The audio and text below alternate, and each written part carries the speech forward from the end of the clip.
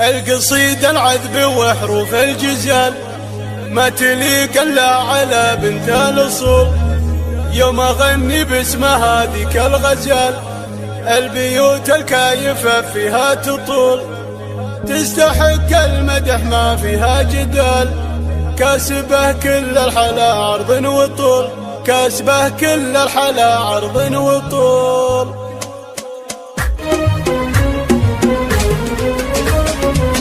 القصيدة العذب وحروف الجزال ما تليق الا على بنت الاصول. يوم اغني باسمها ذيك الغزال البيوت الكايفة فيها تطول، ولا تزين الا بمل بنت الرجال، الاصيلة بنت شيال الحمول، الاصيلة بنت شيال الحمول، تستحق المدح ما فيها جدال، كسبه كل الحلا عرض وطول، الاميرة بالحسن مضرب مثال، الملامح فاتنة والزول زول، إيها ملساس الفخر والراس عال، بنت قوم العز وكبر الزحول، بنت قوم العز وكبر الزحول، بنت ابوها عزيز ومهما يقال، ورثك يا شام خطيب وقبول، الملاك اللي ملامحها خيال، عين حر وطرفها طرف خجول، مهرة فيها المزايا والخصال، الجمال اللي خذا كل العقول، الجمال اللي خذا كل العقول،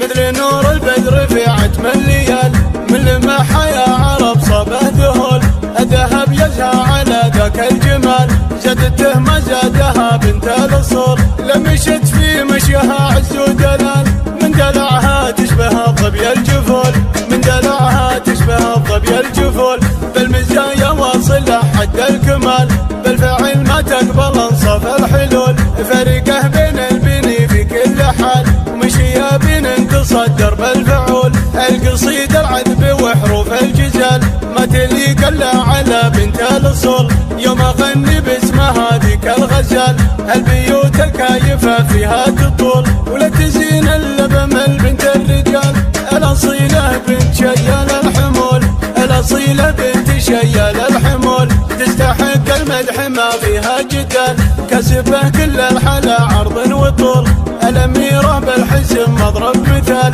الملامح فاتنة والزول زول، إيها ملساس الفخر والراس عال، بنت قوم العز وكبر الزحول، بنت قوم العز وكبر الزحول، بنت ابوها عزيز ومهما يقال، ورثك يا شام خطيب وقبول، الملاك اللي ملامحها خيال، عين حر وطرفها طرف خجول، مهرة فيها المزايا والخصال، الجمال اللي خذا كل العقول، الجمال اللي خذا كل العقول، مثل نور البدر في عتم الليال، من لمحها يا عرب صبه ذهول، الذهب يزهى على ذاك الجمال، زادته ما زادها بنت الاصول، لمشت في مشيها عز ودلال، من دلعها تشبه الظبي الجفول، من دلعها تشبه الظبي الجفول، بالمزايا واصل حد الكمال، بالفعل ما تقبل انصاف الحلول، فرقه بين البني في كل حال،